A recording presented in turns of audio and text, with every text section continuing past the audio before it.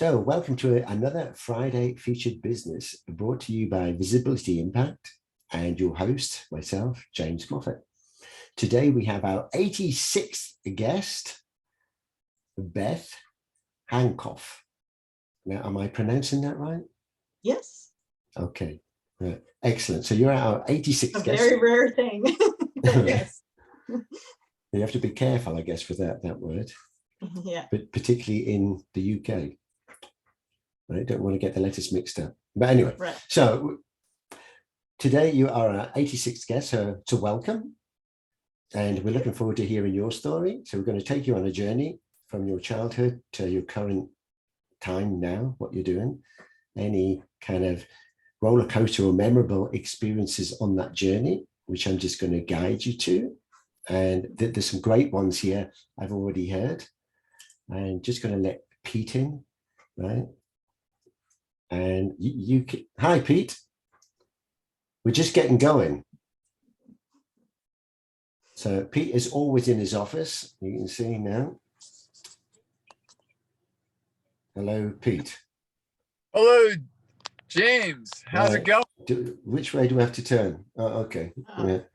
So we're just getting going. So we're just starting, right? But I thought since you've joined us in your office, yeah, you can say a quick hello to Beth, who's going to be our guest today, and tell us a little bit about you, and then we'll get going. Hello, Emily. Hi. Does everybody hear Emily as well? Oh, we do. Okay. No one can see you. Oh, wait there. We'll just have to pause you. My camera is hidden. So what I will do, I will switch the camera. Right. Okay. This is a bit jumbled up today, but Emily is joining, right? She had some technical problems. So I'm just going to pause you now, Pete. Beth, okay. Also, we'll jump to Emily because she's only got a few minutes and then we'll come back, right? So, Emily. James, please allow me to share my screen. All right. Okay, let me give you access to that. All right. Okay. You should have it now. Okay, one moment, Emily. Share screen. I share Emily. Okay. Okay, right. I'm really sorry, but the little boy I have is really adamant that he doesn't want to play. So okay, you will sing. Do a cappella then. No, I'm not. I can't sing today, but he doesn't want to. He doesn't want to play. It's a shame because he plays super well, okay. But he decided he doesn't want to. Why? Well, put him on and see. I mean, does he not want to just come and say hello? He doesn't want to say hello. Do you hear? I don't know. He doesn't want to say hello. I don't think. No. And you can't. It's a shame. They're quite disappointed they don't get to hear you play, Luca. Are you sure? Well, what a shame. I'll play you the piece he was going to play. All right, go on then. All right. It's me playing. It's not him playing. All right. Shall I go? Yeah, go on. Yes, please. Okay.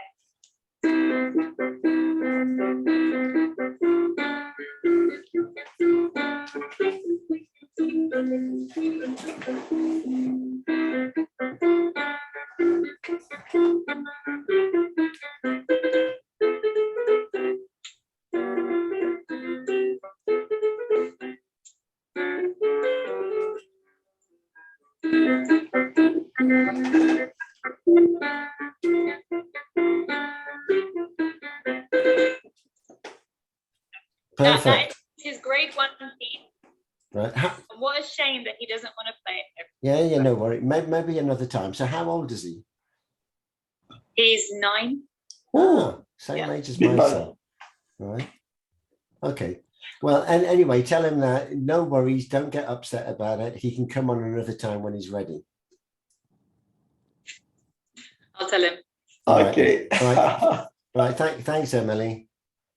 All right, no problem. Thank you. Bye. Okay then. Bye. Bye.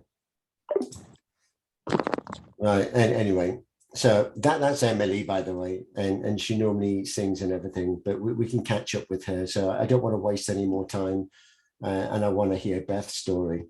So just Pete, whilst you're there, maybe just say who you are, because you've been a previous guest before. And I love your post that you put out. I don't know when you did it, your last one. Yesterday. All right. Yesterday. So, all right. Hi, Beth, and looking forward to hearing your story. My name is 𝗘𝗔𝗖𝗛. I live in the United States. I live in Atlanta, Georgia, and have been involved with James and his visibility impact for about, I don't know, 2 years, maybe a little longer. And I work in the area of brand strategy, brand expansion and licensing, and a little bit of marketing. And he's a driving instructor. Like lessons. I used to be an instructor pilot, but that was a long time ago. Yeah. Anyway, Pete's got a great story to share, but we'll have to park you now, Pete. Excuse the pun, because you're in your car, right? Right. So, very funny, but I'll be quiet. And I mean, Pete is also going to be in the book as well, so that's great. And we're going to talk about more of that later next Tuesday. But anyway, so without further ado, then let's get to our guests. So Beth, you are our, as I said, you are our 86th guest, and we're going to learn a bit about you. So just as we get going, let's find out, because you have something in common with Pete. You're in the same country. Yes. All right. So tell us where you are now and where are you? I live very far from him, but yes, we are in the same country. I'm in the San Francisco Bay Area of California, right. Opposite side of the country. Whereabouts in particular? Near San Francisco in California. Yeah, I've been many times there. Is there a name of the town or something? I live in San Jose. San Jose. Yeah, I know it well. About an hour south. Yeah, I went to Redwood City, San Jose, and all around there. Yeah. We talked about that before. Yeah. Okay. So, but where are you originally from? Because you're not originally from there. Where am I? What? Originally from? Oh, originally from Yes. Southern California. Oh.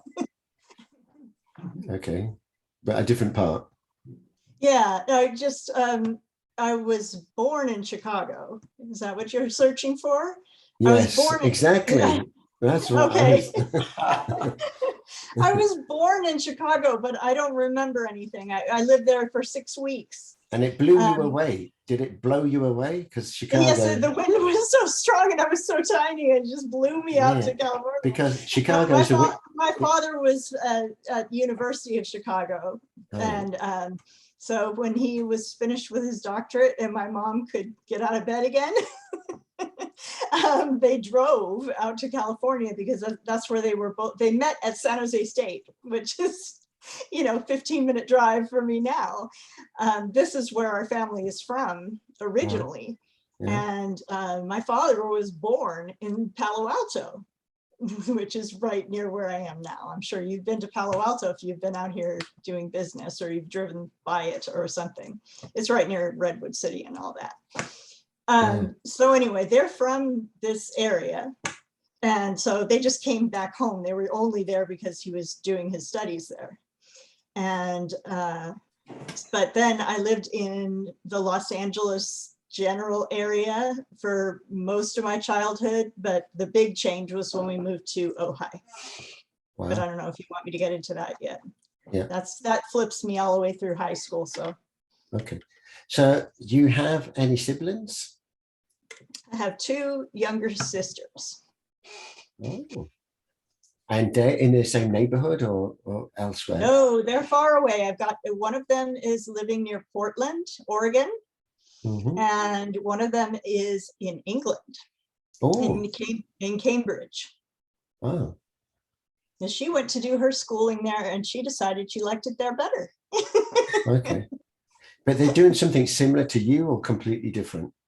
Completely different. All right. So we'll get on to what you're doing a bit later. So let's just carry on through your childhood. So growing up as a child, you've got some interesting stories or something memorable that you want to share with us? But typically, as a girl growing up, you did girly kind of things, or were you more of a tomboy? Or I wasn't as girly as most girls, like pink and frilly kind of girl. But as far as activities, yeah, I did the typical, you know, ballet, tap dance, gymnastics, especially having two sisters. I mean, we would all go into our various levels, or sometimes my first sister is only 22 months apart. So we would often be in the same group just for my mother's ease of mind, you know, just drop them both off and go home with the baby, because there was like the 2-year gap and then a 4-year gap. So for a long time, the two older ones, you know, we would do everything together. But yeah, I mean, when I look at, well, neurodiversity is a whole other issue, but when I look at those things, it says, you know, a lot of you grew up either as tomboys or just not so into all the nail polish and the frilly dresses and all that kind of stuff. And very much so in high school, like, or middle school through high school, like 11, 12, all the girls just wanted to stand under a tree at the breaks and talk about, oh, I'm wearing red, and did you see that boy, and stuff like that. And I wanted to get out to the playground and see what flips I could do. And so, yeah, I was definitely different in that way. But did you want me to talk about like the education stuff when I was young? Not yet. When you were no, let me just, I'm just taking us through your childhood a little bit. So right, no, I just can't remember what I said about my childhood. No, I'll prompt you. But as a child, I mean, being with three girls, I mean, your sisters, I mean, what was that like? Because I mean, I have 3 kids, and it's quite a challenge, and any combination of 2 playing together is great. But when you get the 3rd one, it doesn't matter which combination, it's a nightmare. So did you find the same? Yeah, that's why I only had 2 kids. Really, my husband was from 3 and I was from 3. I was from 3 girls and he was from 3 boys. Oh, wow. And he was in the middle, I'm the oldest. And we kept talking about how the nightmare of 3, because there was always some fighting over something. And I said, well, we'll stop at 2, because I don't know if I can handle more than 2 anyway. And it helps, because you can always just go, okay, you here, that's it. So you get 3 only when you don't know what it is actually, yes? And there we had them farther apart too. We spread them 3 years apart. So how old are your kids? Now? Yeah. Right now they're 20 and 23. And boys and girls, or what? Boys. 2 boys. Mm-hmm. Right. And boys are easier than girls. Oh, I don't know. Very sexist statement, but well, when they're little, girls are easier. But when they're teenagers, boys are easier. So okay, I'll bear that in mind. My friends who had girls were worried about them all the time. Yeah, Pete. They're like, you let your kids go on this bus and the light rail and everything, and they're like, oh yeah, they're boys. Yeah, so Pete, you have kids. I mean, how old are your kids now? Oh my gosh, I have 4 children. My eldest son is 38. Wow. I have a 30. He's married with 2 boys. I have a 34-year-old son who's married with a little girl. And then I have identical twin daughters that are 23, which one of them graduated last week from the Naval Academy. So I had 4, which was awesome. Wow. But you don't look so old. Yeah, I thought you were 30 something. Yeah, you look younger than Boyan. You never trust Boyan. Anything Boyan says, you got to take the opposite. But thank you. Anyway, so Beth, you've got a memorable experience I want to know more about. So you went on I don't know if it was a holiday or something, but you were on the highway or the freeway, whatever you call it, when you were, I don't know how old you were, so maybe you can fill in the blanks, and something happened. Yeah, so we took a driving trip. We were still living in Southern California, and our aunt was living in Portland, Oregon. And we took a trip by car. We must have stopped at some other relatives' places and stuff. And just my mother, my dad missed a lot of trips because he had to work so much. And 3 daughters and mom in the family station wagon, all the way up to Portland, visited with my aunt and her 4 children, but actually I think her boy was with his biological dad, because there's a lot of divorce and stuff in that family. So I think it was just her other 3 who are all girls. So it was our 3 girls and her 3 girls. So a bunch of girls hanging out for a week. And I think that was actually easy for them, because then they could just visit and we were all playing together, and, you know, kept us busy, and it was in the summer. And then we went to go home, and I think the middle sister in my family stayed there, was going to stay there longer, because she's like the very helpful, never complains, easy one.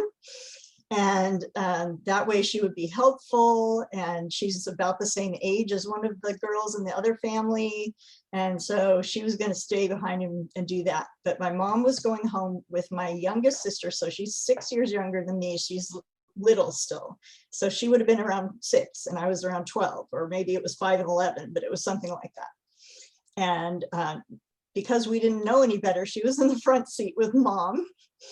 And I was taking the whole back seat because I was exhausted. I probably stayed up late nights with my cousins.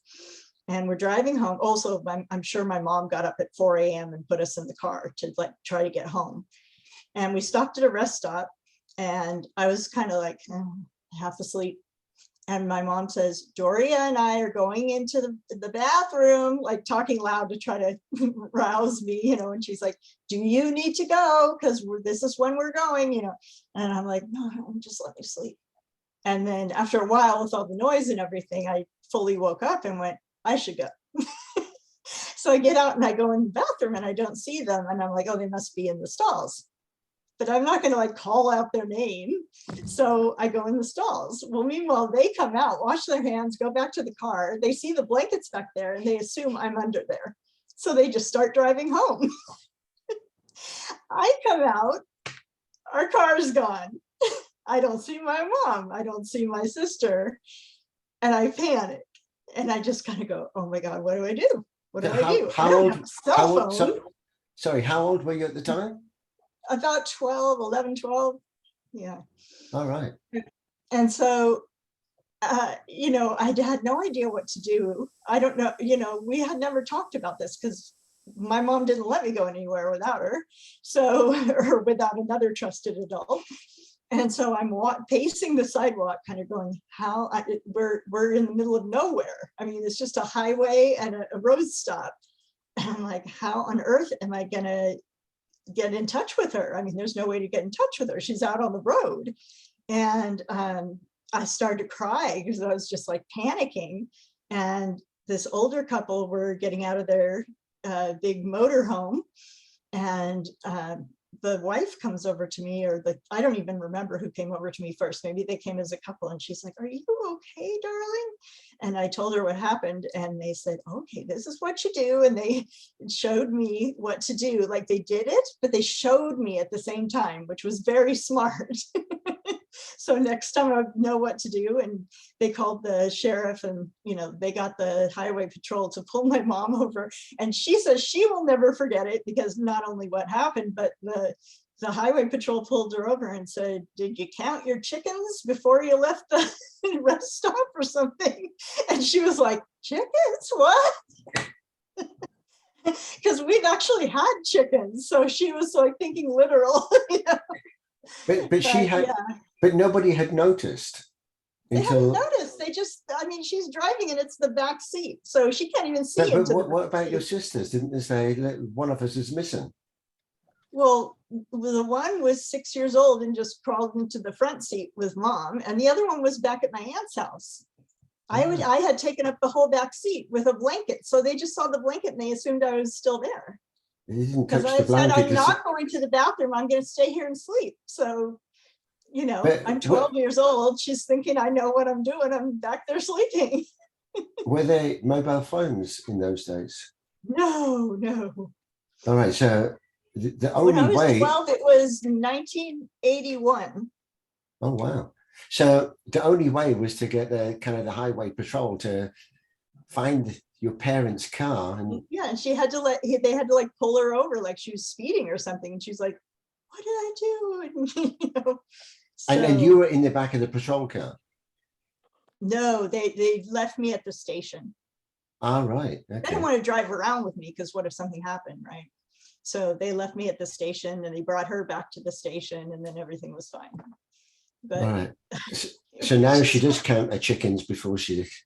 Yeah, after that she was very, very careful. So she learned a lesson. We went on a trip to Canada with like all of us, a couple of extra friends, my grandparents in this huge van, and she'd be like, "Is everybody here? Is everybody in the car?"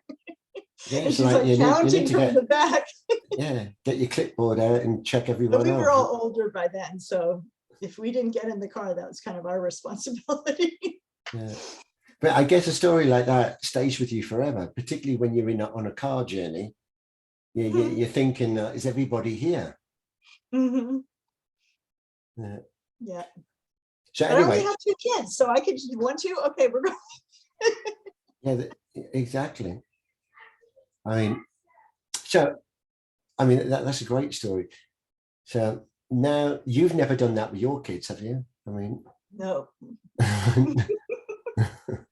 It's funny. I was left behind several different times, but not by my mom. Several times. Not by my mother, but like at camps and stuff for various reasons. I would say 2 other times I was left behind by the bus at camp. Mm-hmm. Right. Right. You always going to the toilet? No. The camp ones were putting my shoes on because I have narrow feet, and so I had to wear 2 pairs of socks, and it was always trouble, with my shoes and my socks, and I'm trying to get them on. And this was when I was much younger. So I was at like a summer camp where they just kept you busy with sports and activities, and they were picking up the kids on a bus and bringing them back. And I was about the age that probably my youngest sister was just born. So my mom couldn't drive me anywhere because she'd have to take the baby, and the baby, it would just disrupt everything. So she found a way to put me in something where they'd come pick me up in a bus. And, we would go swimming at the end of the day because it was hot. And then we're all trying to get dressed again and get our socks on and get our shoes tied. And I'm like 6 years old trying to get 2 pairs of socks on my wet feet. And they would just, when I was on the bus, what they did was they'd say, "Is everybody on the bus?" And the kids would go, "Yeah." So one time I ran out and they were pulling out, and I was like banging on the door, and I got on. And one time they actually left without me. And I ended up in the office with them, like calling my mom to see if she could pick me up. And she came and picked me up. But that was not a good system. When you're a teacher, you actually have to like check a list and make sure all your children are there before they will leave any field trip or anything like that. I think we should move forward a bit, otherwise we'll be talking about getting left behind all day. So growing up, please excuse me, my kids in the background. So growing up as a kid, did you have any kind of aspirations of what you wanted to do when you left school? Well, a lot of times I wanted to be a teacher, but a lot of kids said that. So I don't know if that was me really knowing I wanted to be a teacher or just, girls, the career aspirations were nurse or teacher back then. So when people say that, I mean, I hear that a lot. Like when I grow up, I want to be a teacher. Is it because of the influence of teachers and they think, wow, that was a great teacher, I'd like to be a teacher as well? Or they think they could do a better job than the teacher and that's why they want to be a teacher? Like I said, back then, a woman in a career, the only careers we knew of for women were nurse or teacher. So that was just what you pictured yourself in. And I liked school to a certain extent. I liked reading, I liked writing. I I didn't like math a lot, but I was good at it. I mean, I was always a good student. So I think that's how I pictured myself as, oh, I could do that when I grow up. Not that I could do it better or anything like that. Just if I was going to do a job, I guess that's what I would do. So did you have a particular, sorry to interrupt, did you have a particular subject that you liked, that you thought, oh, I would love to teach that? At some point, I definitely focused on, you know, reading language arts, writing, that, you know, the English language arts. Okay. Yeah. All right. And yeah, and a musician, I mean, you're quite musical. Yeah, well, I started taking piano around 7, and I took lessons on and off all the way through. And in high school, we always had an art teacher, and that school has a big art studio, but I've just never been an art person as far as making art. I appreciate art very much, but when you say art, sorry, when you say art, like visual art. Right. So we learned how to lithograph, we painted, we sculpted, we did all kinds of stuff, but other kids were great at it, and I loved looking at their work. Other kids weren't great at it, but loved that we had art time, right? And I would participate, but I just didn't feel like I had it didn't spark creativity in me at all, you know? So I just draw something like geometric and put a stick in it and say I'm done. You know, it didn't do anything for me. I would rather do more creative writing or something like that, or music, but it was hard for them to find a music teacher for some reason. And they did find one at one point, and he was fabulous, but he couldn't stay because the job was not, you know, it didn't pay enough. And so then he left and he took a full-time job at like the local high school, like the public high school. And then the school like begged him to come back and just teach the high schoolers like one or 2 times a week. And he tried to add that on to his normal job, and he came for a while, and we were so happy to have him back. And then he was like, I can't sustain this. It's just too much for me. And he left again. And so by the end of high school, I was feeling like I'm not getting the music education that I'm really craving right now. I've always liked music. I finally realized that all I know is how to read notes and play piano. I don't really know theory, and I want to know theory. So by the end of high school, I was like, I'm going to major in music. That's just what I'm going to do. I need to know music. So that's why I majored in music. There was no thought of how am I going to use this for a living, or it was just a learning thirst that I had. So that's why, you know, with education, I'm really into the idea that kids can be drawn to something and really, really motivated to learn it, and they should be able to. So when you mention music, so you play many instruments or? No, I majored in composition. Right, but you play the piano. So I play piano enough to like work out how something's going to sound if I write it. So I wrote music. That was my major. Wow. So I had to learn a little bit about each instrument to know what the range was and what different things you can do with it. Because like with a violin, you can do this, but you can also pick it. You can also like, you know, so. But you played the violin as well? I don't. Right. But I had to know how it is played and what's the lowest note and what's the highest note. And, oh, you can also make a little scratchy sound if you want to, because this is modern music. So we don't always, like Mozart, you know? So, yeah, so they taught us things like those things about the different instruments and different things about composition styles and famous composers and all this stuff.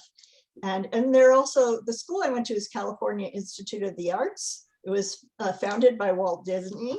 So it's, there's a lot of unusual stuff that goes on. There's a lot of, they have a big world music festival. So almost everybody takes a world music class. I think you're required to.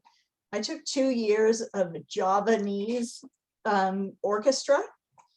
And I took a couple semesters, or maybe more than a couple, of African music and dance. There's no distinction between music and dance. It's one class, so you have to dance and you have to play the drums and the other instruments. So it was just a really fabulous experience of learning all kinds of things about music. Okay, do you sing as well? Yeah, I took vocal lessons a little bit. Yeah? So do you want to sing anything? Mm-mm. No, you said you... May I sing? You said you come... Not your turn today. Oh, yeah. No, you can. You said you compose music. So, I mean, has any been published or anything, or anyone played that? Yeah, we did get them played. We had regular concerts, even like from our But first kind year. of what sort of music do you compose? It's sort of influenced by the romantic composers, like Vivaldi, something like that. But then it has modern elements. So it, do you know what a tritone is? It's an instrument. Pete's into music. Pete will know all sorts of music. Okay, so a tritone is like when you take a chord that would normally sound nice and you and you put a tone into it that sounds jarring. So I might have something that's normal and melodic and then put something jarring into it. So to express an emotion or a mood or something, but the overall feeling is so I don't compose things like that are just like random blips in a lot of science. How do you compose it then? I mean, you on a piano? I use the piano. I sit at the piano and I kind of have an idea and I pick it out until it's like, I usually can kind of pick it out pretty quickly. But is it just a normal keyboard, or has it got synthesizers and all other things? And well, I use a electronic piano, but it's like a normal piano. Like you hit it harder and it sounds louder and it sounds like a piano and all that. Okay, then you can tap the side, so you can play and tap and then use other parts of your body to get different sounds. You could, but I don't really do that. Yeah, I've seen someone with a guitar, right? And then they're tapping the guitar, they're playing, then someone else is plucking the strings. And with one instrument, you can have multiple different sounds all going on at the same time. Yeah, that's true. So you just buy one instrument for the family and everybody plays at the same time. I helped a guy, let me just tell one quick story and then we'll move on. But there was I think he was getting his master's degree. And he wrote a piece that was all body sounds you can make with your body. And there's about 12 of us who agreed to perform in it. And so it was all rhythmic. And you had to keep to your own rhythm and not get distracted by what somebody's doing over there or somebody's doing over there. But it was like, the one I was in, I was like slapping my knees and stomping my feet on different beats. You know, so it was pretty cool and it sounded great.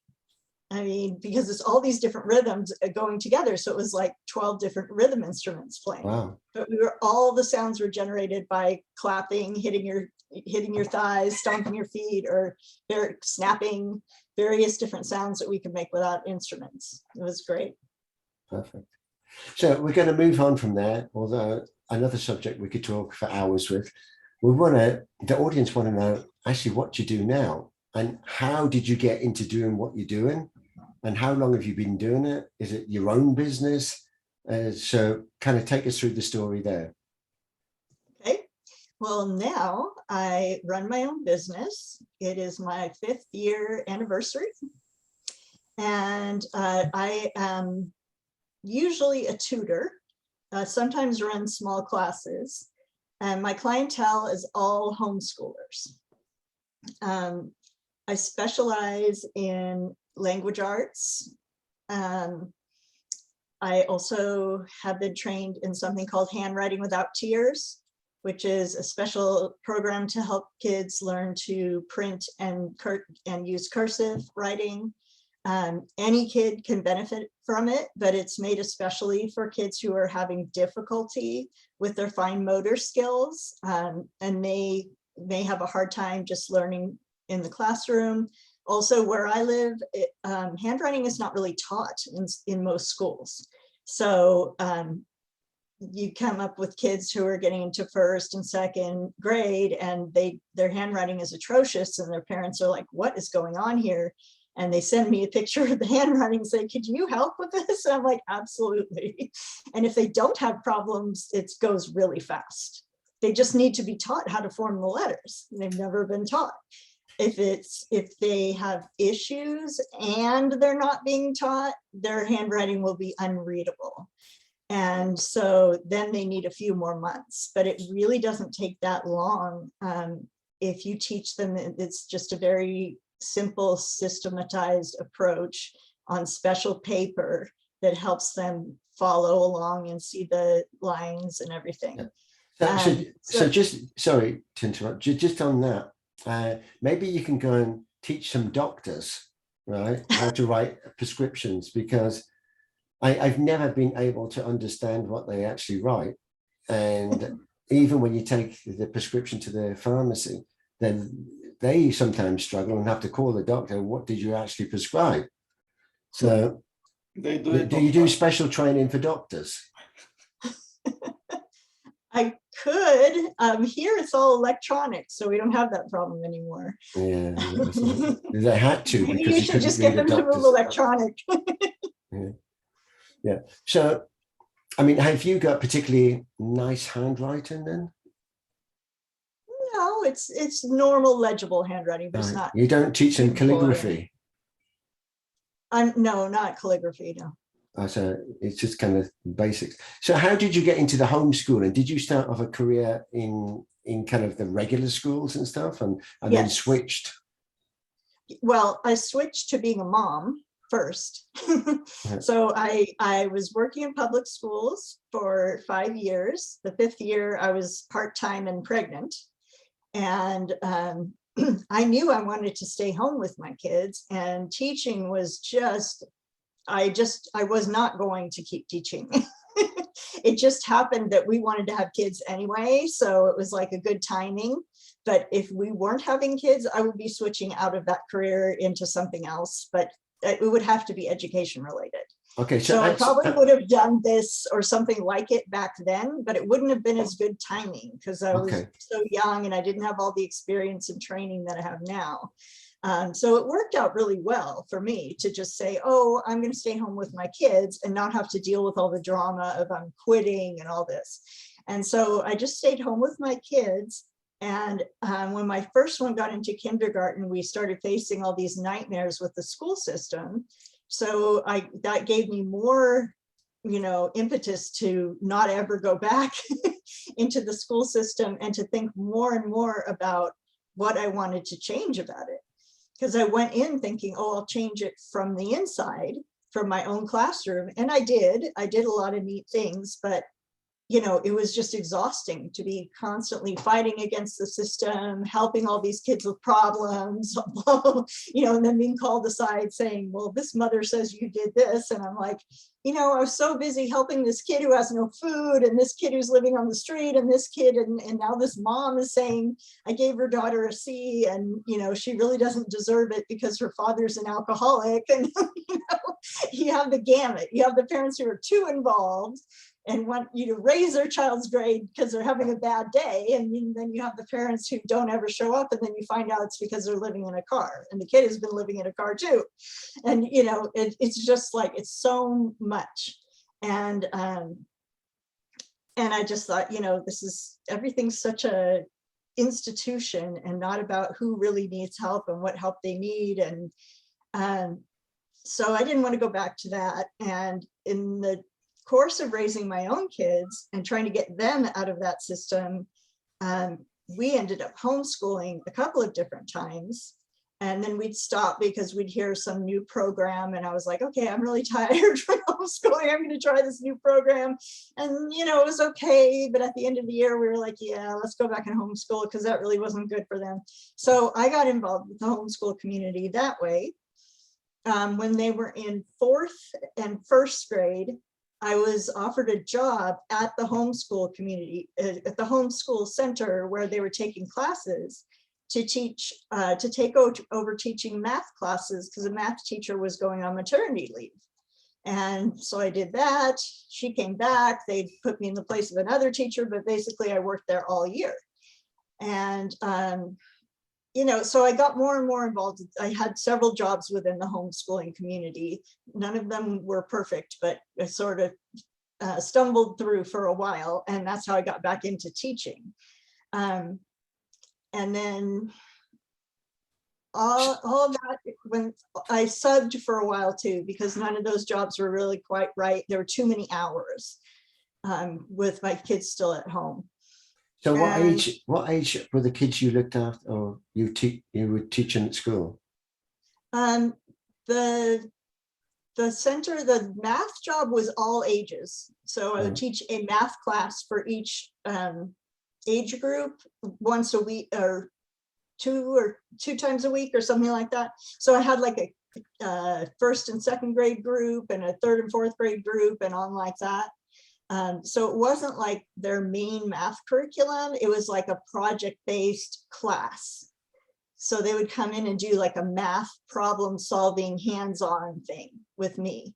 But it was assumed that their family was taking care of their regular math curriculum. Up till high school, the high schoolers had a problem solving class with me. And then I spent more time with them on another day where they had a computer program that was walking them through the full curriculum. And they were expected to be accessing that at other times too, to progress more. But this was like their opportunity to ask questions and stuff. So you were more kind of not the regular teacher, you were the one that if children had a difficulty or a challenge with something, they would send them to you? Only the high school. The little ones, because this was just a homeschool center for taking classes and things like enrichment classes. Mm-hmm. So the parents were still their main teachers, but this was like, you know, come here and take a fun history class or something. But it wasn't supposed to like substitute for the full curriculum they were having at home. It was supposed to enhance. So they would have the math class with me would teach them a concept and they do it hands-on and everything, but it would only be a couple days a week. So the parents might do like 20 minutes of math every day as well to get through the grade level curriculum or something. That would be their choice how they handle it. So with homeschooling, anybody, I mean, a parent can be a homeschooler for their kids. Do they have to kind of, qualify in a way? I mean, learn the curriculum, what they've got to teach the kids so they understand it so they can do it? Or is it kind of a free for all, or how does it work? It depends what state you're in, but in California, there's ways to do it where it's pretty open. You have to report their learning and you have to report their attendance, but you don't really have to like make sure you cover everything or prove that you've followed this and that. You can do it however you want. Like if you want to do Montessori or you want to do anything. Okay, but you can buy kind of guidebooks on, if you're doing homeschooling, then here is some basically some templates or books or something that you can use, or you can go and find it out and research yourself, or you can make it up as you go along, or teach them what you want to teach them, or whatever. Yeah, I could say I want to use classic novels for my reading curriculum, and I'm going to give them a notebook and have them write every day. That's my curriculum. Okay, and then you can then but as long as I can show them, like as long as I can explain it or show some, I don't really know. I've never done it that way. When I did it through the charter school and I did it a totally, because I have a teaching credential, I can be even more independent. And I can just say, I'm starting a school with my 2 kids are the enrollees. The name is Miss Beth's School. And then I'm a private school just by declaring that, because I have a credential and I don't have to show anything. Okay. And so yeah, exactly. So I mean, I could be a homeschooler, could I? Yes, of course. So anybody could. Here, yeah. All right. But so with homeschooling, I mean, if you wanted to offer these services, I mean, particularly yours, do you do it online or is it in person, or how do you do it? Or is it's a combination of both?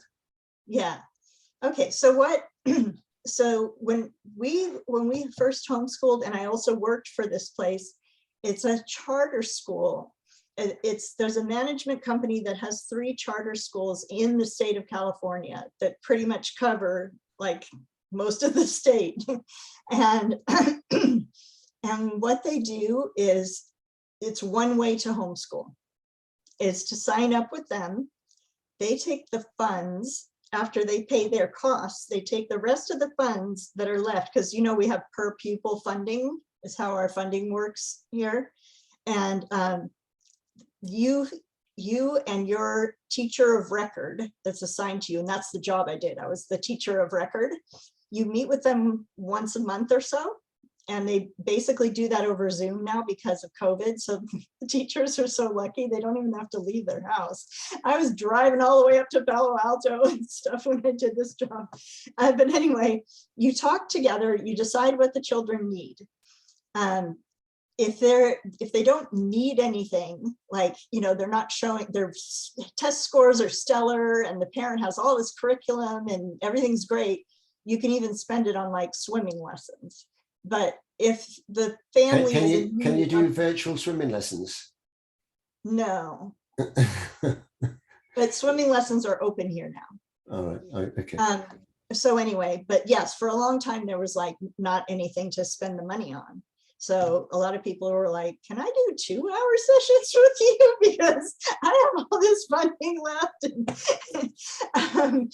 But anyway, so they choose things. What does this kid need? Do we need more books? Do we need more, you know, basic supplies like paper and pencils? Do we need, you know, and so when a kid needs help with handwriting or, you know, writing, you know, composition, or reading, or anything in the language arts area, a lot of the ESs, the educational specialists, those are the teacher of record, they contact me because they're starting to realize that, I mean, the people in my area, not all up and down the state, the people in my area, they remember me because I used to work there. And now I've worked with so many kids and the parents have been happy. So, you know, they're always like, do you have time to work with another kid who might be dyslexic and can't write and can't, you know, so they refer them to me and then they can use their funding to pay me. So the parents actually don't have to pay me. It comes from the school funds for the students. Yeah, I was just going to ask that actually. So, yeah. but you can do private individual ones directly with the parents. And I do get that. Yeah, I get some parents who decide to leave the charter school because it is a public school. Being a charter, it is a public school. So the kids do have to take the tests.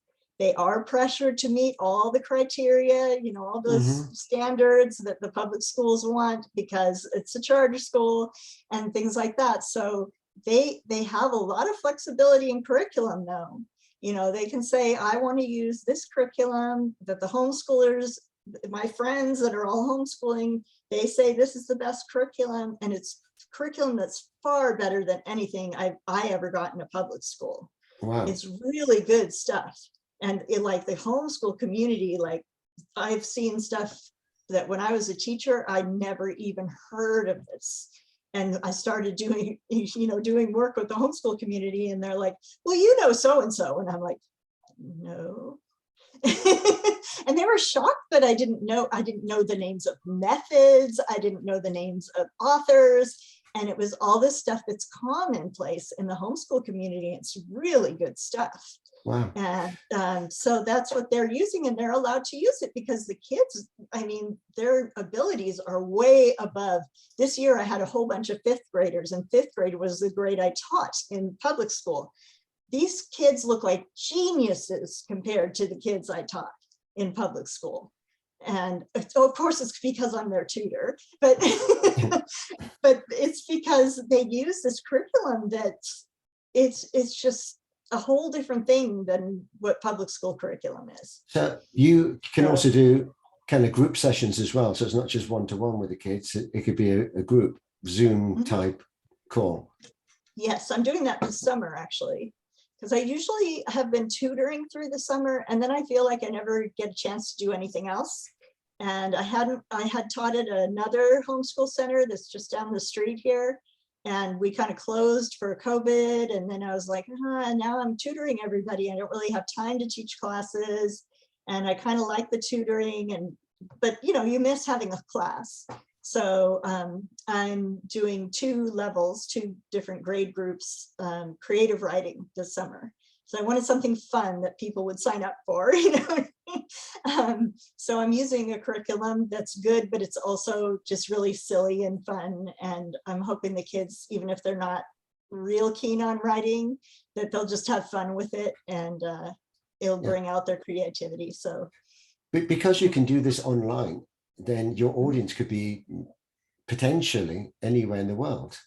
Right. Although, right. do you stick to Emphasizing that. You stick to a particular region or time zone or type of child or what? No. I mean, for tutoring, if they live more than 10 miles is my criteria for in-person. Okay. So they have to live within 10 miles. I don't want to drive farther than that, because then it's not worth it. You know, if you're driving 30 minutes to do a 30-minute tutoring session, it's just wasted time that I could have spent with another child, you know. So I say, you can drive towards me. There's a library right by me. I'll meet you over there, or we can do Zoom. You know, and so some people just say, I really want to work with you, so I'll do Zoom, you know, and so we do that. Other people just say, okay, I'll just find somebody else. But I've never had a problem getting business. I usually have a waiting list. So that's the main reason I haven't gone back into teaching classes, is I'm full with a waiting list. What would I do? Like let one of my great clients go so I could teach a class somewhere? So, I mean, I wouldn't do that. So you've been doing this kind of for 5 years now with your own business. So, and it seems successful in the way that you have a waiting list as well. So I just, in the essence of time, and since we've got an audience that have got kids as well, or maybe older kids now, have you got any questions that you want to ask the audience, or has the audience got any questions? I want to make this interactive now. So if there's any questions that the audience have to you about homeschooling. Or just about what I do, just anything that I've brought up. Bojan? Yes, it's very interesting, because teaching is really special thing.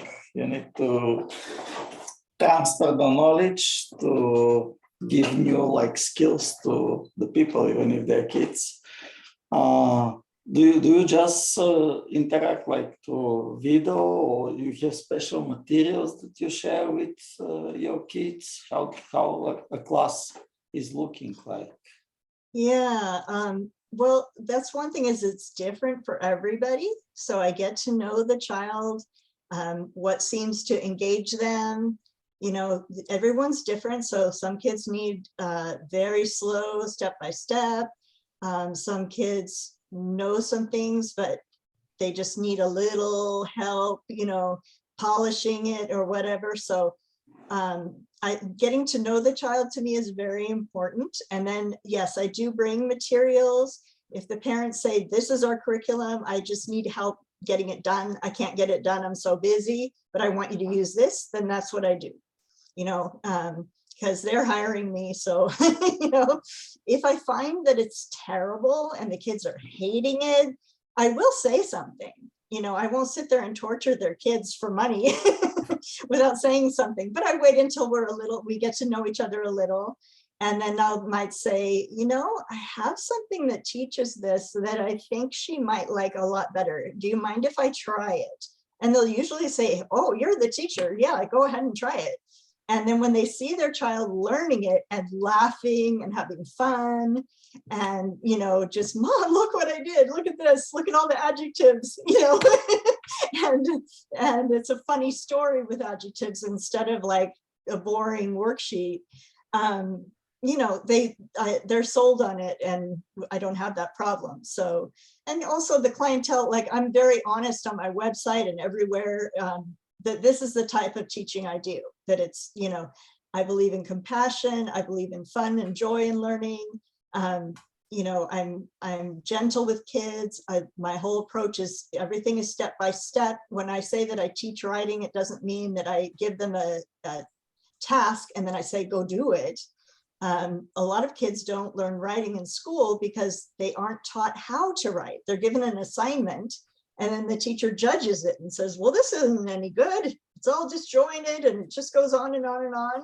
Well, kids need to be taught how to write something that's not disjointed. What do you say in the beginning? What do you say in the middle? What do you say at the end? And so, and different types of writing are different, right? If you're writing a nonfiction essay about a famous person, a biography type thing, that's going to sound really different than a creative story. And they need to know that. But a lot of teachers just stick with stories and have the kids write them any which way. And then all of a sudden they get to middle school and they're assigned an essay and they're like, what's an essay? You need to be in our book program, because, I mean, when you say about the start, middle, and an end, I mean, we'll be going through all of that as well in the creation of the book. So, so that'd be interesting. Pete, did you have a question? I was just going to comment that I can definitely see a lot of joy in the way that you teach and reward from seeing the success in your students. Have you ever thought about, because not that I'm comparing myself to you, but I know that I am limited by my own bandwidth, you know, how much I can actually touch my own clients.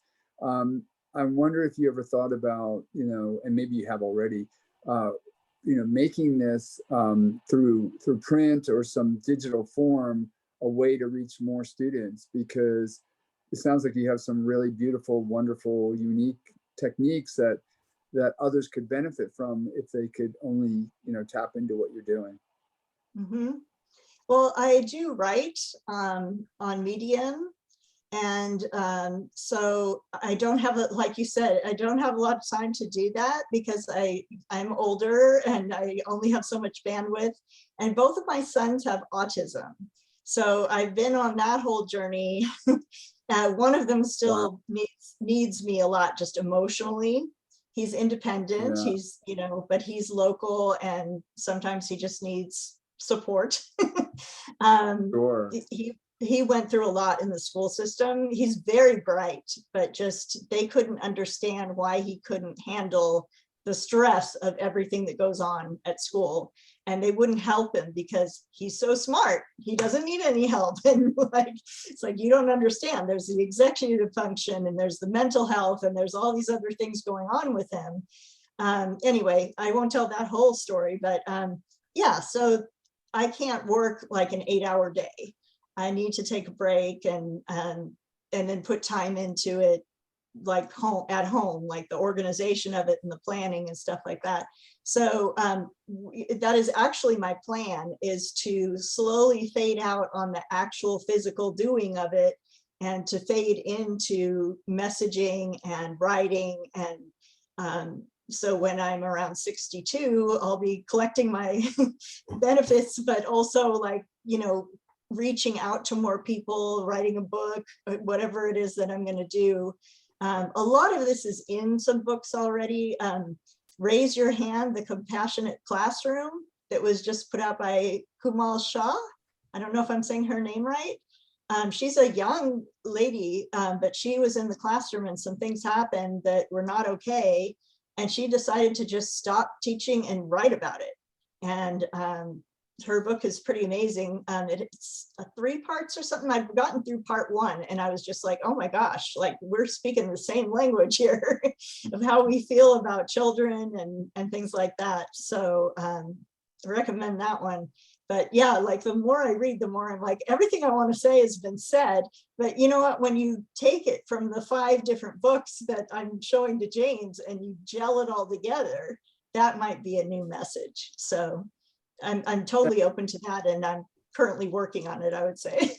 Oh, great. And I would just add, one of the things I've been doing recently, especially more because of the way that we're all communicating digitally, you know, over Zoom and whatnot, even some of the things that I do for others, I will record and then later, you know, it's so easy to transpose through, you know, Google apps and things like that into, you know, into print or into digital format, and then later be able to go back and take that and make it, you know, more of a written communication. So maybe something that you think about if you haven't already, just recording what you've written and then later being able to, you know, tap into that, not written, record what you're saying so that you can tap into it and make it into writing. It might help you as you start to fade into the other role. But congratulations, it sounds like you're doing some amazing work, and just encourage you to keep going.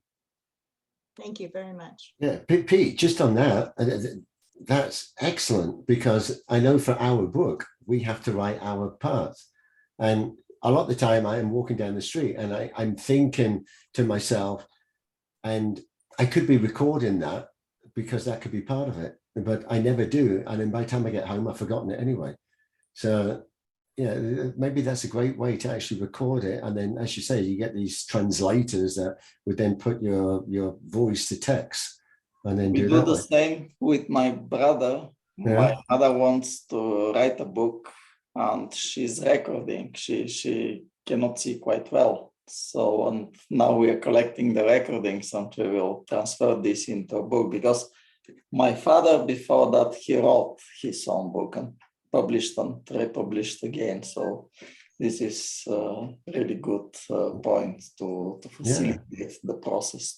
So Beth, you need to join so you can help us. We can all, these are the ideas that we're stimulating with each other, because we all don't, between us, we have the answers, but it's about kind of brainstorming like this in a way that, what do you know that could benefit others, and how could you get that across in the most simplistic way? And if you, I mean, it's like this recording, you can have it all put into text and you can extract bits, you can extract a bit of the video, you can do many things, repurposing things to make them work for you. So you don't have to redo them a dozen times, you just repurpose it. So have we got any other questions for Beth? Or Beth, have you got any questions to the audience? They have any questions? I was just thinking about, I mean, you mentioned about homeschooling. I mean, there's a lot of kids that either get behind in their classwork or their homework, which they seem to get an abundance of. And a lot of the time, the parents are busy for one reason or another, or they have multiple kids and they don't have the time and the dedication that they would like to spend with their kids. I mean, do you find that these are sometimes are the kids that you can work with extra to help them catch up?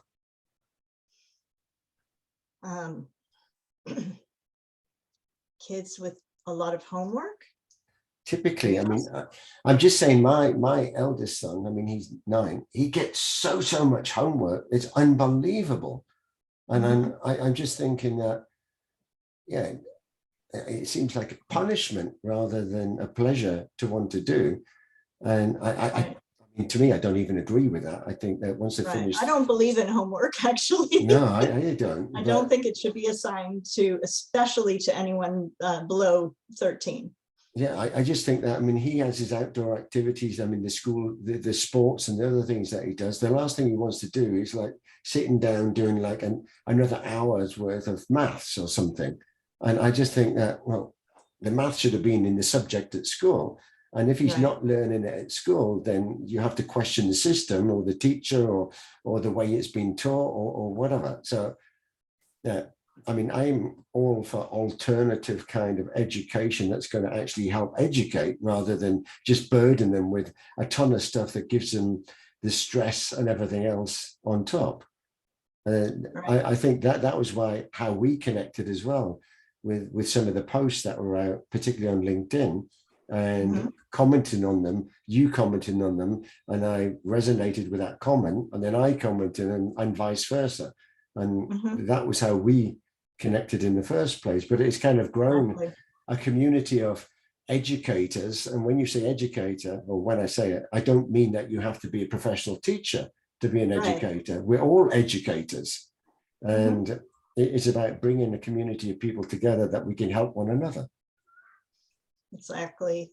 Well, I mean, there is a economy out there for those kind of tutors that help kids after school and get their homework done. Here, that's often, you know, a place where kids go for sort of daycare after school, and it includes a time when they all sit in a room and there's teachers, you know, like not really teachers, but daycare employees that walk around and help them with their homework. And they have to do that first before they're allowed to go play, or they have a snack and then they do that and then they go play or whatever. And so that's included as part of the service, so the parents can stay at work until 6 o'clock or whatever. Or, you know, some people might hire a tutor to come into the home and do that if they're at home. I don't do that because I work with homeschoolers and they don't have homework. Everything they do is at home, and by 3 o'clock they're long finished. And the great thing about it, you know, the atmosphere is so different, because I might tutor one, you know, if I have siblings, for example, I'll tutor one girl for an hour and then she's done, and I'll tutor her sister. And while I'm tutoring her sister, she's sitting on the couch knitting or reading a book. You know, so it's not like constant one thing after another, no breaks, you know, or you have 10 minutes to go outside and run around, then you're going to hear a really loud bell and you have to come in and start again. There's just so much fluidity. And these girls, they take care of their own vegetable garden, and it's enough to feed their entire family. It takes up, you know, they have a huge backyard, and there's like tomatoes growing, and it's probably enough to feed their whole block, really. And, you know, other vegetables, and they can tell me all about it and how they need to water it and care for it and all this other stuff. That kids who are busy with school all the time don't have time to do something like that, but they're learning so much from it. No, I completely agree. I mean, it's like, I mean, we had a guest last week, and she said she learned more about life after she left school. She went on a 4-year traveled around the world. I mean, kind of backpacking kind of thing from the age of 17. And she learned more, she said, in that 4 years about life, about herself, about different cultures, different people, different countries, and everything else than she could have ever at school. And then she went back to carry on an education based on what she believed that was right for her then, because when she was 17, she had no idea. And I think, I love what you do. I mean, pity we've kind of run out of time now, but I encourage everybody, I've put the link in there for people to connect to you on LinkedIn. If you've got any other links that you want to share, then you can drop them in there as well. This is a subject that's close to my heart, because I have 3 small kids that are going through this educational system in kind of in the box system that doesn't allow them to express who they really are. And it doesn't encourage them to do things that aren't even in the curriculum, because they're just not there. Things like emotional intelligences and how to address fear and stuff like that. So it's something that's close to my heart. I'm glad that we've connected. I'm glad that you've been a guest here. And just in closing, and if there's anyone that's got any final questions, or just feel free to connect with Beth on LinkedIn. Yes, please do. Yeah. I will connect. I was involved in several projects with after class or in person. It was more from like business perspective, but Also, there is a huge difference between the educational systems, let's say United States, Europe, Eastern Europe, where I am, and most likely it's similar difference with what in India have, like 𝗘𝗔𝗖𝗛 can say, or what they have in South Africa, 𝗏𝗏. So it's really a cross-continental team now we have, but it's very interesting topic to discuss. Yeah, we've got Paul in South Africa, Paul Bishop, and then we've got the other Paul who's in India. So, I mean, feel free. I know we haven't included everyone in the discussions, or we just go on forever, but feel free. I mean, thanks for joining. These are regular guys that come on each week as well, as best as possible. We're all in different time zones, so we're trying to accommodate everybody. It's not always easy. And yeah, so feel free to connect. There's kind of the introduction here anyway. And yeah, Paul, I see you've come off mute. Did you have a question? The other Paul. No, oh, okay then. Okay, so Pete, did you have a closing? No more questions. Thoroughly enjoyed today, though, and I'm glad I was able to jump in. I know I've missed a few weeks due to my own travel. Right, and Boyan, as we know, always joins every week. Very loyal, and we're all going to get together next Tuesday because we have our book call as well. So if you can make it, if you can't make it, that's going to be recorded anyway, because I see Pete that I don't know, you said tentative, but anyway. Yeah, I have a meeting that goes an hour before, sometimes runs long, but I will plan on joining as soon as it's over, and if it's over before yours starts, I will be on it. And I'm looking for this month being more active and finally starting getting some words on paper. So I'm looking forward to that. Yeah, I know we talk about this, Beth, because I know you expressed an interest that you are interested in potentially also joining. So I'll send you the details on that. If you do, we have a kind of a kickoff. Well, it's a bit more than a kickoff call next Tuesday. And then even if you joined the call just to see, and then decide from there if you want. Just wondering what time it's at. Well, it's 8 o'clock my time, so that's Central European time. So it would be, I have no idea, 9 hours difference or something. Lunchtime. Yeah, 9 hours, I guess 8 or 9 hours earlier. So around lunchtime, yeah. Okay. I'd have to check my schedule because I'm still giving some makeup lessons from the school year. You know, some people were sick or whatever. But if I'm free, yeah. Okay. Now, the if other it was 4 o'clock in the morning again, I would be. No, it won't be that. Yeah, Paul Bishop, and I know you've just come off mute. Did you have something to say? And just saying goodbye. I enjoyed the comments from Pete. I thought there was, for me, that's some interesting ideas.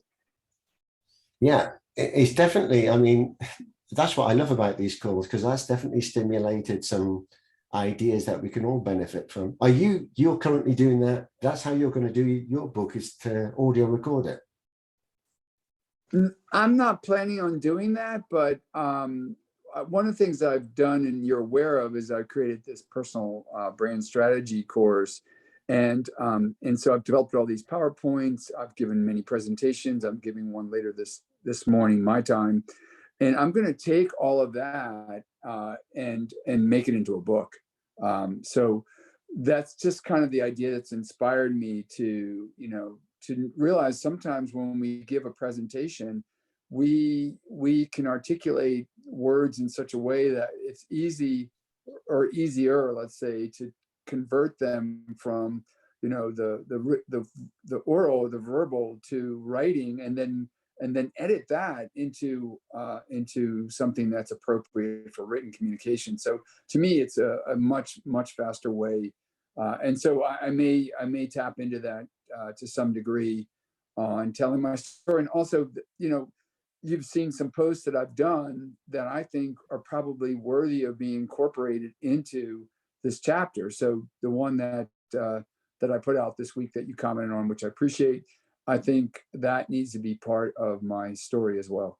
Yeah, no, in saying that, I just read that this morning and made my comments to it.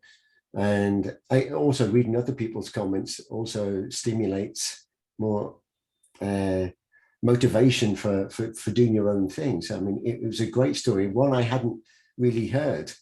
So you've got tons of content to put into your bit. Yeah, and just for those who don't know what we're talking about, I did a post yesterday that went up on LinkedIn and some other platforms that basically shared a little bit about a story of mine where I was hired to join the Coca-Cola company, got caught up in a reorganization, and found myself on the outside looking in and really wondering who the heck I was, and it was a journey of self-discovery that really made a huge difference. And I wouldn't be here literally talking to you today had that not happened. So for me, there's definitely some huge appreciation for what I went through back then, which I was very angry about, and kind of like in a bad place, because everything that I thought I had planned for kind of got tossed on its head, and I was out in the deep end having to figure out how to swim. And you know what? We need to go through those things in life if we really want to become a better version of ourselves. Absolutely. And I mean, it doesn't just happen once, it can happen multiple times. So it's really a roller coaster ride. And just as you kind of hit rock bottom, and then you pick yourself up again, and then you could hit rock bottom again, and then you'll start, and then sometimes you question what it's all about. And I wrote an article about that as well. I need to post that on LinkedIn. But Beth has got some great posts as well. This is how we connected. And either are her own posts, which I've seen that you've been putting out quite a lot, but also comments on other great posts that stimulate a discussion. And a lot of the time it's someone else's post that's drawing people in, because we want to give our point of view, and then someone resonates with your point of view, and before you know it, you're now connecting with that person, and it kind of a snowball effect, and then someone else joins into your kind of conversation on someone else's post, and before you know it, it's not the person's post anymore, it's a separate conversation that's going on, and then you start following each other. So Beth, I mean, you've got some great stuff that you've been putting out recently, so that's what I'm saying, definitely connect with Beth on LinkedIn, because some of her stuff is amazing. Yeah, I've reached out to her already, so hopefully you'll accept, Beth, and we'll start the conversation. Yeah. So just on closing, Beth, I want to let you leave us with the kind of final words. Anything final you want to say? So Beth, it's been an absolute pleasure for you being our 86th guest. There's so much, particularly when it comes to education, that we could digress and talk all day about. Your story is fascinating, and it's nice to know a bit more about you and your childhood, and getting left behind many times. And we don't want to leave you behind this time, so we want you in our book. So anything that you want to just leave us with before we kind of wrap up? Oh gosh, I don't know. I just think my story is a good one for people who have a passion for something, but feel like, disappointed, like they can't do it anymore. Because I could have just said, oh, well, I guess I can't be a teacher. But you can always invent your own way to do that. You don't have to do it within the confines of the typical way. And just like homeschoolers have decided, I don't have to have my children go to a typical school to learn. And in fact, as I'm observing, most of them are learning a much better way. They're more competent, not less competent than public school kids. And they're getting so much more out of life, so much more, learning these extra things like knitting and gardening and, just doing that on their free time with their siblings. So, I just like the idea that there's more possibilities if we just look beyond what we typically, this is the typical path to college and career, and maybe you don't even have to go to college. So, there's so much out there. So just kind of think outside the box if you find yourself in that situation, and ask yourself what you really want. What is your real passion and joy, and find a way to follow that and make it into a business. Beautiful. I completely agree. And yeah, particularly when it comes to kind of the degrees in the college, and it's not for everybody. And there are alternative ways. That it doesn't mean you're any better or any worse. It's just an alternative way. So on that note, Beth, thank you very much for being our 86th guest. It's been an absolute honor and pleasure to have you here. We've learned a lot. Well, I've learned a lot. I am definitely going to keep our communication going. I want you in our book as well, so come and join us. I'll send you the details. And yeah, I wish everybody, all of our audience, thank you for coming on as well and being loyal. And I wish everybody a wonderful weekend, and looking forward to our next guest, who's from Australia, I believe, next week. So I'll see you all next week. Have a wonderful time. Bye. Take care. Nice to meet you all. Thank you. Likewise. Bye.